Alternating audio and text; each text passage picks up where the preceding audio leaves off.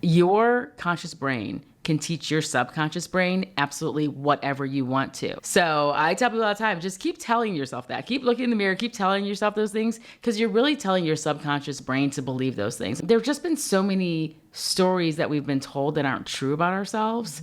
And so we have to reverse some of that. I do believe that so go women, so goes the world. And so if we don't spend the time to really empower women to think about themselves differently, I always worry about the women who were silenced and that we didn't get their gift. That's always something that when I meet someone, I'm like, wow, what is this person gonna bring to the story of my life and any circles that I'm in that I might have missed? Not every battle has a success story, but every success story has a battle. Hi, I'm Tia Minzoni, CEO and co-owner of luxury private jet company Stella Jets, a serial entrepreneur, a survivor, and your host of the Fight to Fly show. On Fight to Fly, I sit down with the world's highest achievers who share their incredible stories and lessons they've learned on their own fight to fly. Expect to be inspired, entertained, and motivated to break down the barriers between you and your high-achieving success story. Come back each week for a new episode and be ready to empower yourself to give your dreams wings. Welcome to the Fight to Fly show. Welcome to this week's Fight to Fly show. I am so excited to be sitting down with Noelle LeVeaux. She is the publisher of D Magazine, one of the biggest and most respected magazines in Dallas, Texas. And that also includes all the events, D CEO, I think there's D Weddings. It's such a huge a collection here in Dallas and well respected. She's been a chief marketing officer, senior vice president. She's worked with Visit Dallas, an author, just all around badass. Noelle, thank you for coming on the show today. Absolutely. Thanks for inviting me. Yeah. So I met you at an event that you hosted, Women of Influence, and you just have such a bright aura and energy and boss lady energy.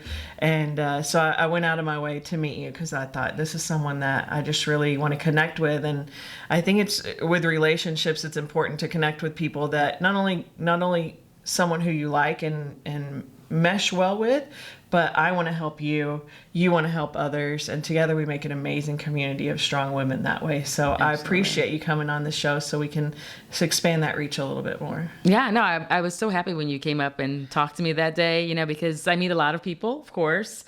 Some people do really great follow-up. I was just in a conversation about networking this morning and about the importance of follow-up. And so you, of course, followed up with me right away. I knew when we met that we kind of had an immediate connection. And then when I sat down and talked to you and understood a little bit more about your personal path and my personal path and how much synergy there was there, that's always a really interesting part for me. And I love women. I think women are just so powerful and so interesting. And so I love the opportunity to talk to women. Yeah. Because you always find out something new about either them or yourself. Yeah, for sure. And I love how, you've kind of not only carved your own path in your life, but you make sure that you're leading a way for other women as well. And that's so encouraging. Yeah, I mean, I really think that it's such an interesting historical path for women, right? Whether it's in business, I mean, think about Stella Jets and obviously aviation and women. And so there's so many barriers that still exist in women's minds about what they can do, where they can go. And then there's also things like first generation Americans. So immigration, I think, impacts that a lot. First generation college students. I was talking to a young lady today, and she said that imposter syndrome for her because she's first generation college, and now she's got this job, and she feels like, am I really the right person? And we started talking about those manifestations, like what do you tell yourself? And my big thing, particularly for women, Pink, I'm a big Pink fan, and she's got one line in a song, and it is absolutely my motto, and it is change the voices in your head, make them like you instead. And your conscious brain can teach your subconscious brain absolutely whatever you want to. So I tell people all the time, just keep telling yourself that. Keep looking in the mirror, keep telling yourself those things, because you're really telling your subconscious brain to believe those things. And I think that, especially for women, there have just been so many stories that we've been told that aren't true about ourselves. Mm-hmm. And so we have to reverse some of that. And so I think empowering women is the most important thing for us to do. I do believe that so go women, so goes the world. And so if we don't spend the time to really empower women to think about themselves differently, I always worry about the women who were silenced and that we didn't get their gift. Right. And so that's always something that when I meet someone, I'm like, wow, what is this person going to bring to the story of my life and any circles that I'm in that I might have missed? Yeah, that's powerful. And, I know you and I have had this conversation before about generations before us. And, for me, I didn't have people in my life that were executive women or, leadership. We had the stay-at-home moms and all of that kind of stuff. And my grandmother was an accountant for an oil company her whole life, and it was all about stability. And there was no risk takers, and there was no, executive women that I could look up to. We didn't have the internet like they have now. And so for both of us, I think it's a big thing to make sure that other young girls now who now get to see so many more options, because of the internet, online and social media, that we make sure that we're putting a different face on aviation, on executive leadership, on being a publisher of a huge magazine, and then to be able to talk to them like we're doing right now and say, hey, here's how you get from step A to step B. And that imposter syndrome is huge with a lot of us. I know. I don't know anyone who's successful who has not met imposter syndrome. right? Exactly. And for me, I think it was the biggest lesson in that was that it comes and goes. You don't just get over it once. No. Right? No. Yeah. Over and over again. I mean, that is why you have to constantly talk to yourself, because you can get past it and then the block comes again. Yeah. Right. And it can be for any reason. Right. And I think that for women, I think that when we're trying to get past a block, sometimes the first thing we'll do is we'll think about our deficits, right? Like while we're trying to get past the block, right? It's like we focus on like, why do I feel this way? And a lot of that are the negative things, right? And so I really do believe that you kind of have to trick yourself sometimes, right? And so those things that you oftentimes think are negatives or detriments that you have, like what is the opposite of that? What is the flip of that, right? And if you really think about yourself, there are probably so many other things you're doing well. And like start there. I always say to people, start with the good. Even with my staff, like do not come into my office with all these complaints or negative comments or thoughts. Start with the good. I can definitely deal with the bad. I can have tough conversations, but there's so much good. I'm like, start with the good. We can get to the rest of it, but I've got to start on a good foot. If we don't start on a good foot, it's not going to go well. Yeah. It does make a huge difference. So we talk about your career and all the stuff that we're doing to empower women, but you and I have something in common, which is a story about, overcoming cancer. And you have a blog, and tell us a little bit more about that. Yeah. So I first started my blog, interestingly, around the idea of lean in. And everyone remembers Sheryl Sandberg's book. And I was thrown by it a little bit. I absolutely believed in the concept. But in her acknowledgments, she said I couldn't have done it without her husband at the time, of course, then, later died. And it just struck me. Because, again, what women tell themselves, I thought, here I am, a single mom, 2 girls. Like, what if I believe what she said? Like, did I need a Steve or whatever his name was to actually be able to accomplish the things that I was going to then read in the book? And with understanding what she meant, right? Whereas he was so supportive, and I get that. But it kind of stopped me in my tracks a little bit. So I started a blog that was called The Single Mom's Guide to Leaning In. And it was okay. I talked about things and lessons and applicable stuff, whatever. And then I got cancer. And I turned that blog into Confessions of a Single Mom with Cancer. And then things got real, right? And that is what cancer will do. I gave a talk once that talked about just the merry-go-round that our lives are on, and that there are very few things that will stop you in your tracks in life. Cancer is one of them. Absolutely. Right.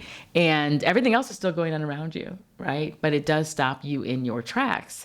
And so I started looking at everything else around me that was still going on while I was kind of frozen.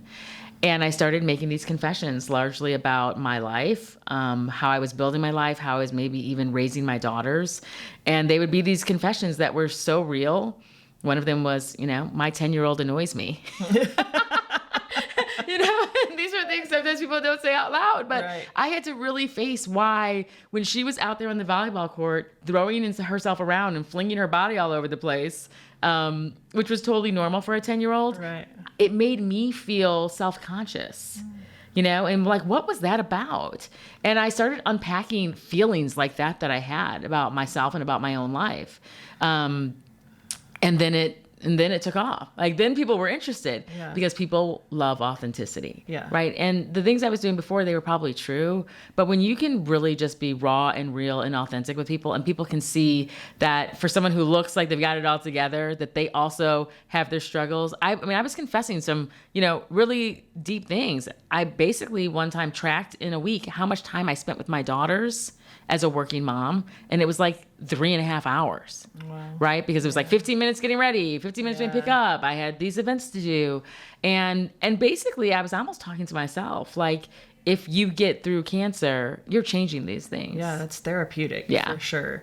I think when we, a lot of times we're like, where are we going? And until we can look back at where we've been, it's kind of hard to tell. Absolutely. We can, once we get a little bit older, then we're Yeah. like, oh, okay, I can see now that there's just as many stairs ahead of me as there are behind me. Yeah. But when we're young, it's kind of hard to see through the clouds. Yeah. Think about both of us. Like, people are always like, well, how did you get to be a publisher? And, what was your path you took? I didn't know I was going to be a publisher. Right. Let's be real, right? Yeah. You didn't know you were going to own a Right. jet. You didn't know that. Yeah. You might have had some dream or some thought at some point, I'm sure. And some vision board, I, put something about magazines or something at some point.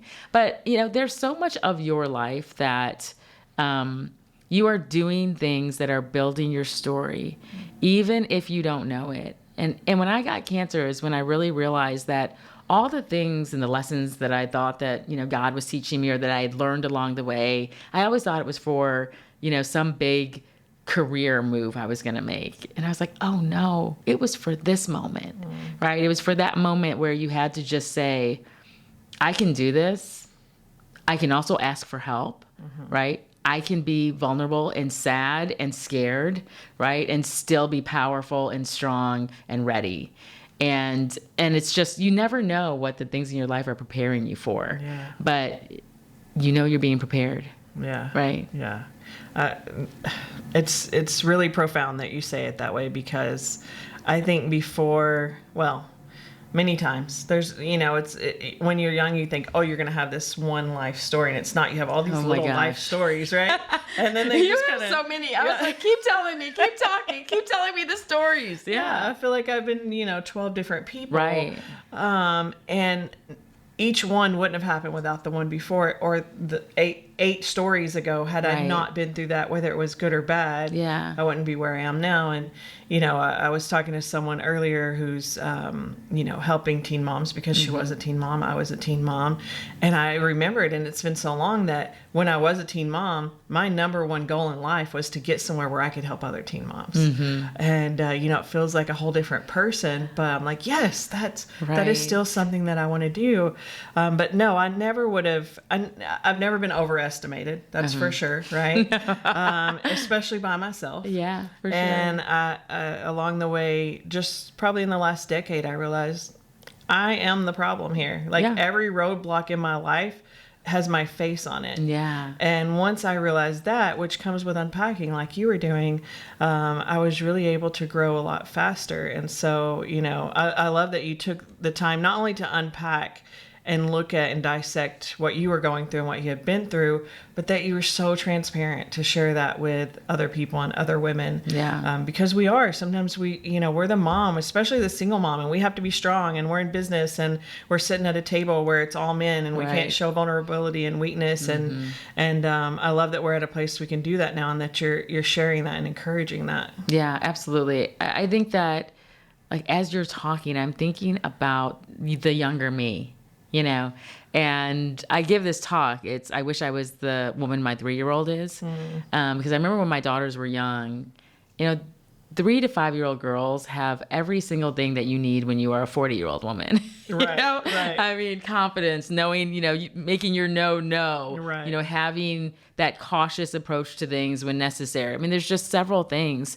And people always do the letter to your younger self. And in this talk, I basically tell women, pull out a piece of paper and write a letter from your 4-year-old self to your current day self, right? Because what you said about your face being on the obstacles, right? And on the roadblocks.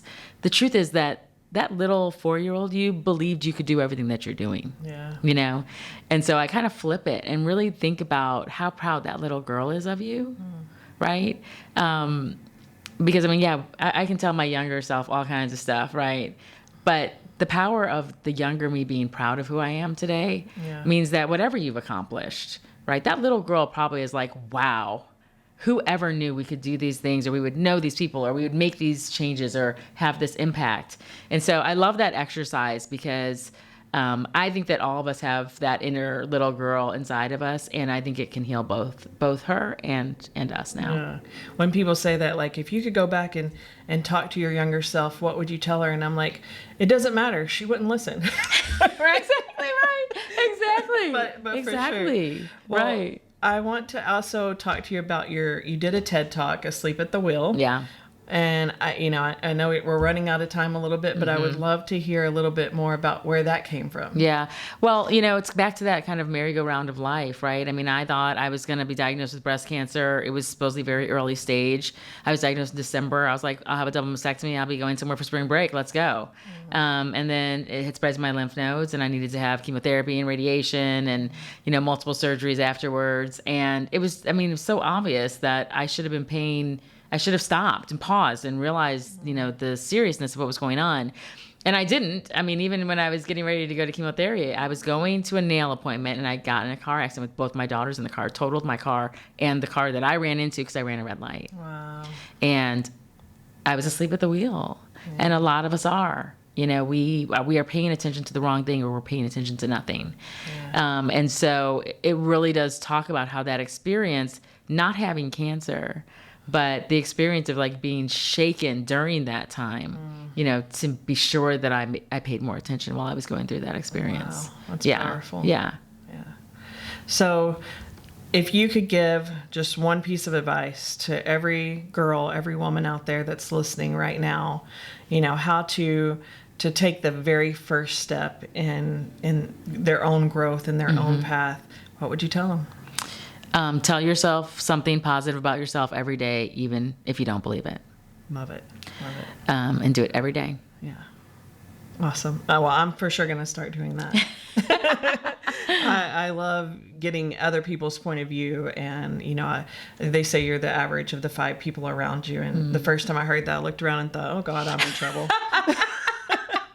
And so I started seeking out people on YouTube to kind of raise my frequency. And then I started meeting these people in person. And, it took one little tiny small step of me surrounding myself and putting people in my life that I wanted to be like. And now I get to be around people like you in person and meet these people in person, and it really raises your frequency. So I'm a big advocate for what's that first small step, because it grows so fast once you just commit to that first tiny step. So I love that. Absolutely. Well, I'm super proud of you. I think this is really great because a lot of people say they're going to do things and they don't. Yeah. That is not you. Yeah. You put yourself out there and you get it done, and I'm just super impressed by that. Oh, well, thank you. I'm glad that we met, and we're going to do some big stuff together. Tell everyone how they can find you and reach out to you. LinkedIn's really great for me. It's a great way to get in touch with me. I mean, my name's Noelle LeVeaux, so there's not a lot of me. So it's also really super easy to find me. So that's really the best way to probably connect with me. Awesome. Well, we'll be sure and put your links and stuff in the description as well. So let us know how we can help your mission, and I look forward to having you on again soon. Awesome. Thank you. All right. Thanks. Thanks for tuning in to this episode of Fight to Fly. And don't forget to subscribe for even more motivational content and lessons from high achievers. We love to hear your feedback, so be sure to comment and rank us below and tell us what you got out of today's show, be it a laugh or a lesson. And catch us next week on the Fight to Fly show.